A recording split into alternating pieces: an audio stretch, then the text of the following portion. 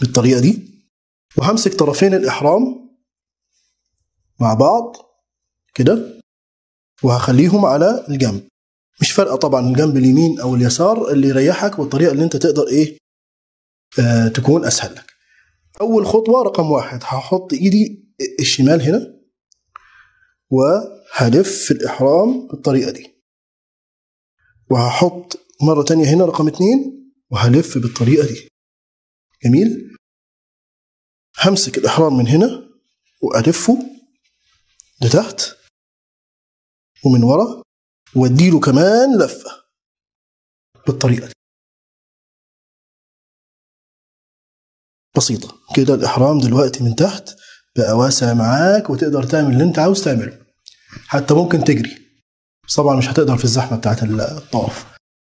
طيب دي رقم 1، ومحدش هيقدر كده يشد منك الإحرام. تمام. دلوقتي نيجي نلبس الجزء اللي فوق.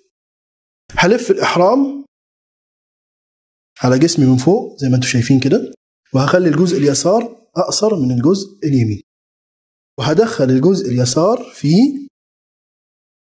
الإحرام من هنا. تمام.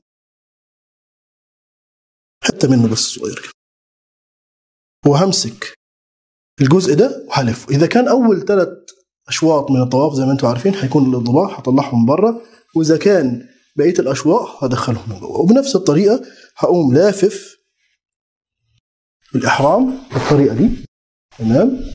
أجيبه من ورا من هنا وهدخله في المكان المفتوح هنا، ومن تحت تاني أنزل أمسكه من هنا وأشده. جميل. كده أنت بقيت جاهز لأداء مناسك العمرة.